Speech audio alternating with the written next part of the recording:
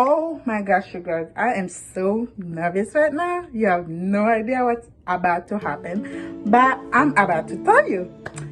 So I've been thinking about this for a while now. So basically, I'm gonna go get my hair chopped, like a big chop. I mean, you know, I chopped my hair before by myself, but I never go somewhere to get it done. But this time I'm gonna go even shorter. So I don't know what to expect. I'm a little nervous, but excited at the same time. So here's my hair right now. So I have it ready.